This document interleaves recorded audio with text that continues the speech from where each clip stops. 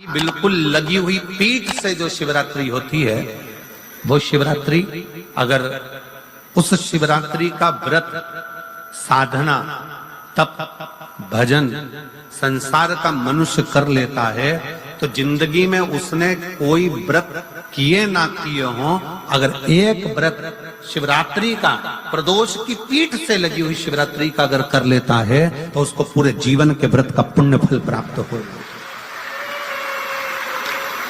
एक व्रत शिवरात्रि का प्रदोष पर्यंत की, अर्थात प्रदोष की पीठ से जुड़ी हुई। अब अगर आप कोई ब्राह्मण से, अगर कोई विद्वज्जन से, कोई पंडित जी से आप पूछेंगे प्रदोष कितनी बजे लग रहा है, वो बताएंगे फिर प्रदोष लगने के बाद प्रदोष कब समाप्त हो रहा है, तो जिस दिन 26 तारीख हो रही है उसमें लगाया, दोनों की पीठ मिल रही, दोनों।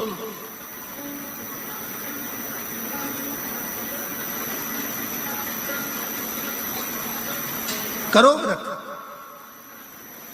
आपने कितनी भी एकादशी के व्रत करे हो, कितनी भी द्वादशी के व्रत करे हो, कितनी भी चतुर्थी व्रत करे हो, कितनी भी तीज व्रत करे हो, कितनी भी अष्टमी का व्रत करा हो, कितनी भी नवरात्रि के व्रत करा हो, कितनी भी तीज का व्रत करा हो, चाहे दुनिया के कितने भी व्रत आपने आधी में पुनि।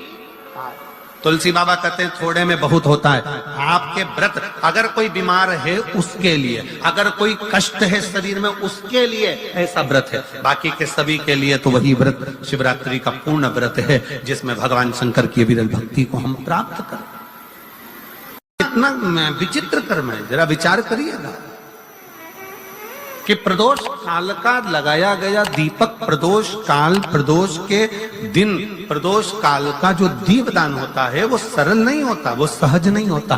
5 स्थान की पूर्ति करता है। पहला, जम के बोलो, पहला स्थान किस चीज के लिए?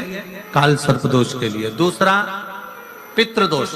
कैसा भी तुम्हें कोई पितृदोष बता दे, कितना भी तुमसे कोई कह दे कि तेरे घर में पितृ का दोष है, तेरे घर में ये दोष है, अगर आप प्रदोष के दिन, प्रदोष काल में, अर्थात सूर्य अस्त के समय के 2:45 तक का जो समय होता है, 2 घंटे के समय का, उसके अंतर्गत अगर आप प्रदोष काल के समय में भगवान शंकर को दीप लगाने के लिए अगर पहुंचे हो तो वो आपको फल देगा ही, पितृ दोष का निवारण होगा ही, चाहे तुम कुछ करो चाहे मत करो, वो पितृ की शांति करा दे।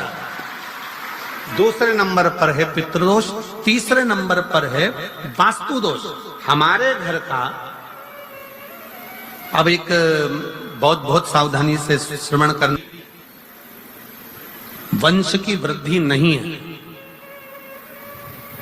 30 वर्ष शादी के हो गए, 40 वर्ष शादी के हो गए और औलाद है ही नहीं। डॉक्टर ने भी हाथ ऊंचे कर दिए, टेस्ट पे भी करवाया, IVF करवाया, सब कुछ तुमने करवा लिया, तो भी औलाद नहीं है।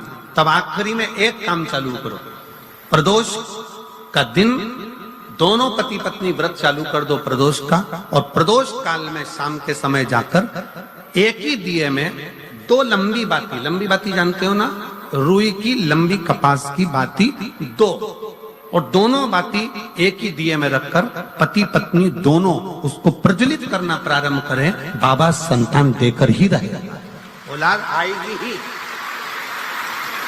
दीप की जो बाती में अंतर आ जाता है, एक गोल बाती में और लंबी बाती में अंतर आता है, बहुत अंतर आता है। पितरों के लिए गोल बाती का प्रयोग बहुत कम होता है महाराज। देवी जी के लिए, माता रानी के लिए, जगत जननी के लिए गोल बाती का प्रयोग बहुत कम होता है महाराज, ध्यान रखिएगा। एक पितृ के लिए, एक जगत जननी जगदम्बा दुर्गा भवानी के लिए गोल बाती का प्रयोग कम होता है, लंबी बाती का प्रयोग ज्यादा होता है। क्यों? क्योंकि हमारे घर के कुल देवी और हमारे घर के पितर हमारे वंश की वृद्धि करें, इसलिए लंबी बाती रखी जाती है, जिससे हमारा वंश